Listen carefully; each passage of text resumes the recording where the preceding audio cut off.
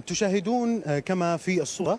بدأ المعتمرون بعد دخولهم إلى المسجد الحرام. بدأ الطواف قبل قليل، طبعا بهذه الأعداد المحدودة حسب تفويجات وزارة الحج والعمرة. طبعا هناك مشرفين من وزارة الحج والعمرة بالإضافة إلى مشرفين من رئاسة شؤون الحرمين يشرفون على عملية بدء الطواف وبعد ذلك السعي.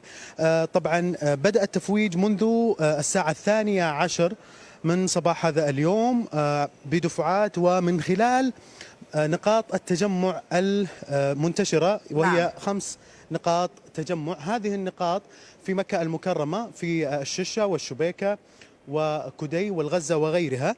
طبعا هذه النقاط يتم من خلالها استقبال هؤلاء المعتمرين الذين سجلوا عن طريق تطبيق اعتمرنا، التطبيق الوحيد الذي من خلاله تتم عمليات العمرة والزيارة وحتى الصلاة في المسجد الحرام والمسجد النبوي. طبعا هؤلاء المعتمرون يطوفون بالحفاظ على المسافة فيما بينهم بالإضافة إلى التزامهم بالكمامات، وكذلك هناك تنسيق